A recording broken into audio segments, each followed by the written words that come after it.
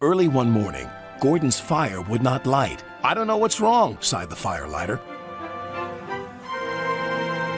"There must be gremlins about." "What are gremlins?" asked Percy. "I've heard that they're little green men who play tricks," replied Thomas. "Can we find one?" "Pah!" said James. "Gremlins don't exist. They're just an excuse when things go wrong. If Firelighter says there are gremlins, there are." "Ha!" snorted James.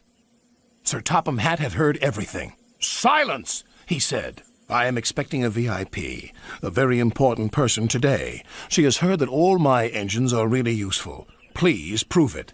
"Yes, sir," they all said. "As long as the gremlins let us." "What gremlins?" "The ones in Gordon's fire, sir. That's why he's not ready yet." "I'll see about that," thundered Sir Topham Hatt. And he did. "Gordon, I expect you to be on your best behavior today. You are to pull the special coach for my special visitor.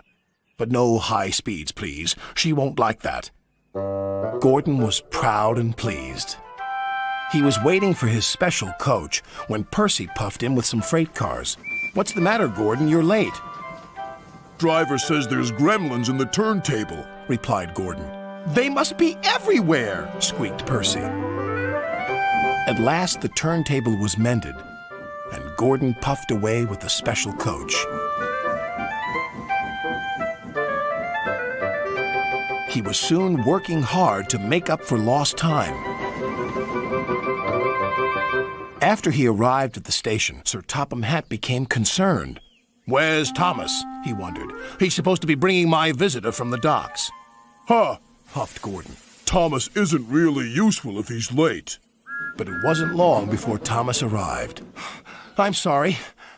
A cow strayed on the line and we had to wait for the farmer to take her away. But driver says your visitor is here safe and sound." "Indeed she is," smiled Sir Topham Hatt. "How nice to see you." "Who is it?" whispered Percy. "I don't know," replied Thomas. "But Sir Topham Hatt is certainly keen to please her. He's arranged a special party for her."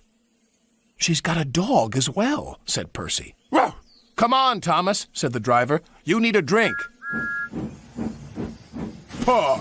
puffed Gordon. "Thomas is just a lazy little engine. Sir Topham Hatt is expecting me to arrive on time. We're late because of Thomas." Gordon's driver decided to make up for lost time. Then there was trouble. "I think we better slow down. This is an old line and could make things uncomfortable for the VIP." And it did. She was taking a bath and the water was slopping all over the place. "Oh!" she cried.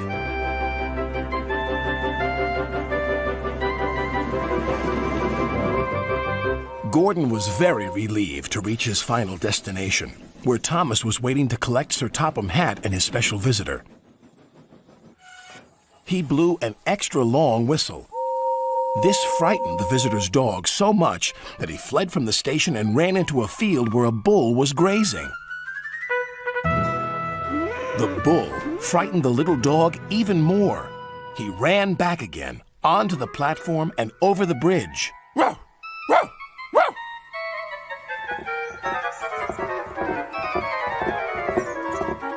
He didn't stop until he jumped straight into Thomas's cab. "Row!"